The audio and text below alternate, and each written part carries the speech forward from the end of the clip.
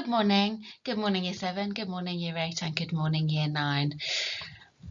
I hope that you've had a really lovely weekend and that last week, the beginning of our new way of learning, came easily and was an improvement on what we have tried to do in the past. We are always seeking to improve. We're always trying to do our best. So we're learning all together. Hopefully having the structure of a timetable that we have created for you has been useful, and also hearing our voices over PowerPoints is also something that has improved your learning. Always give us feedback, let us know if there's anything that we could be doing to further help your learning. This week's assembly is all about resilience.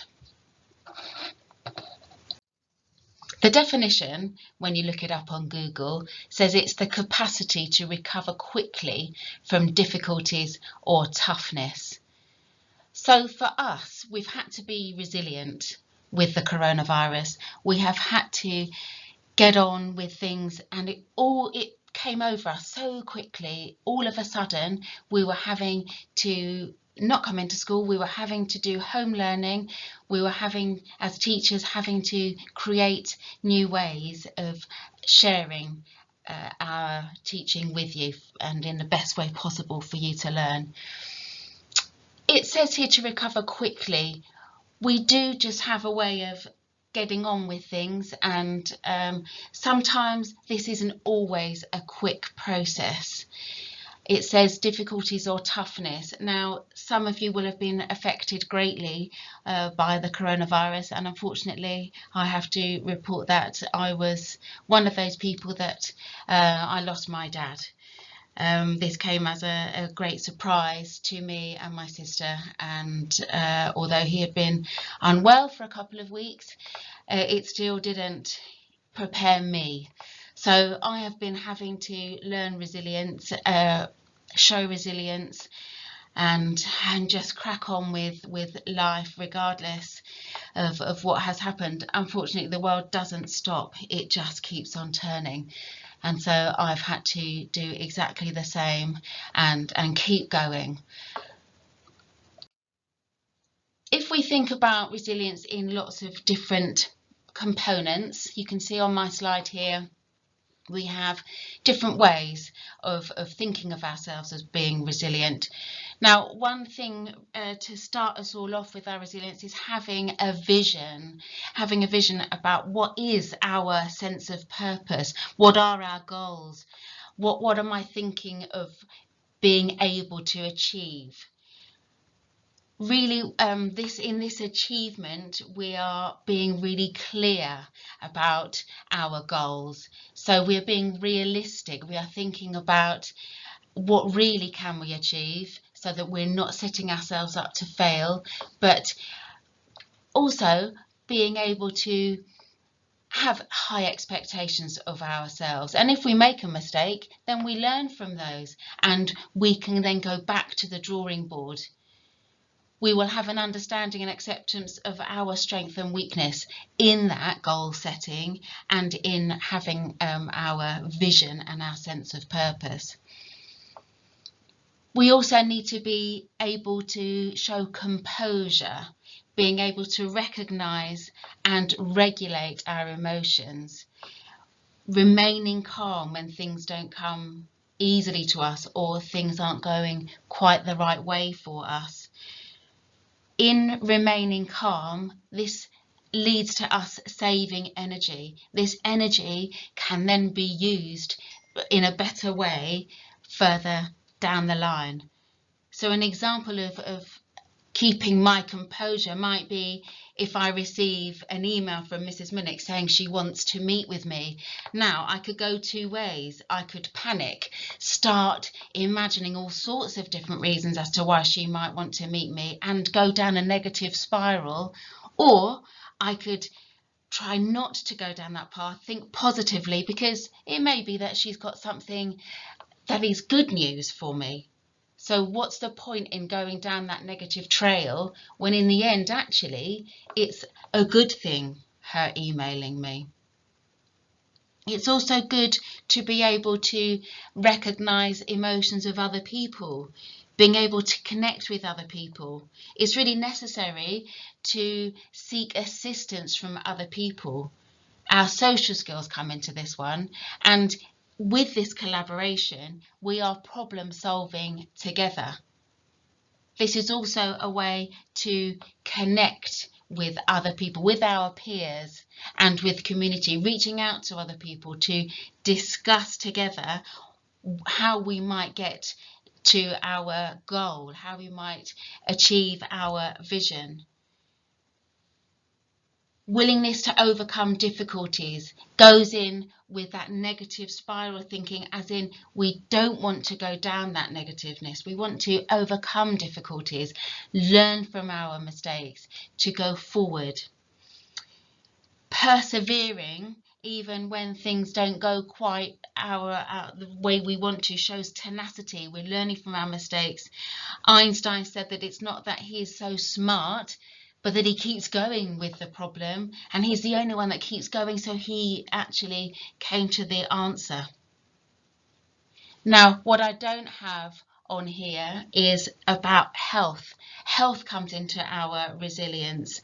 Having good health means eating healthily, means exercising, and it definitely means getting good sleep. If we've got those three things, food, exercise, sleep, then that gives us a strong foundation for resilience. If we have a lack of sleep, we might be making mistakes. It might lead to a reduced attention span. It definitely leads to us being less able to deal with obstacles and to deal with stress.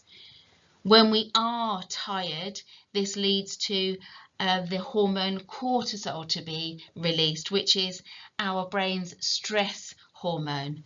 So definitely having enough sleep is going to aid your resilience. If we are getting exercise, this again, we get endorphins after exercising, which then leads to increased mental performance and an ability to learn.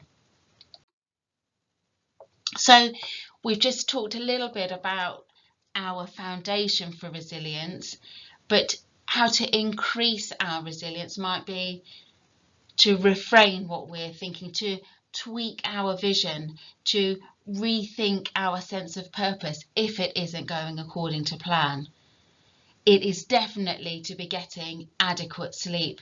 It might be that in these times of COVID, you are getting up when you wake up.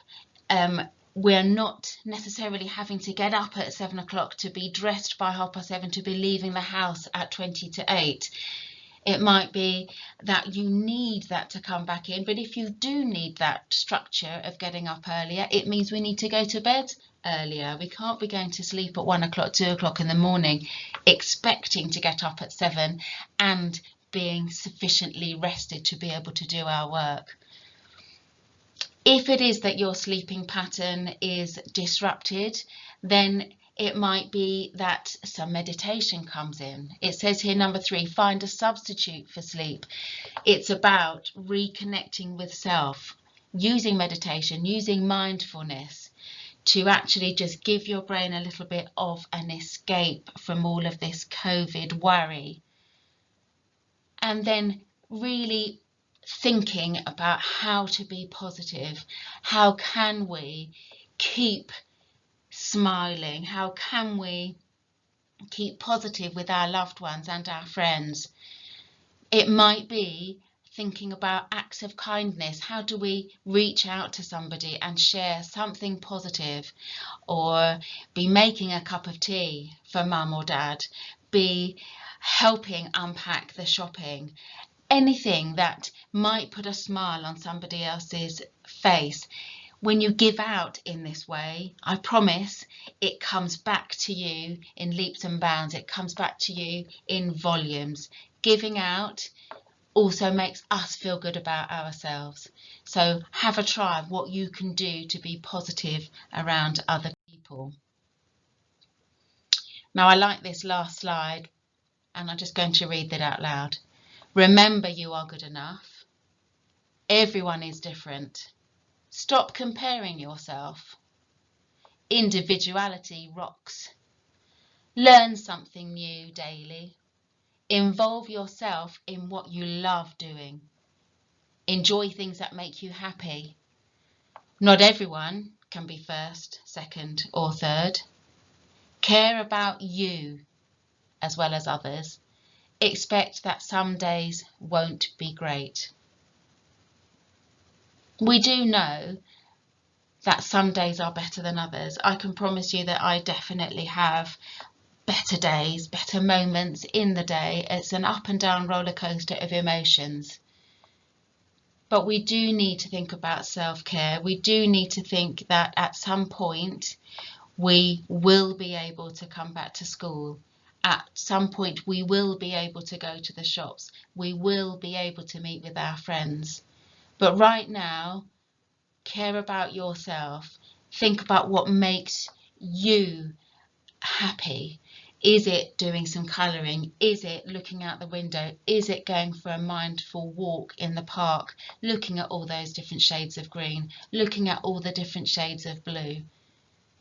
Really do as many things that make you happy, or involve yourself in what you love doing.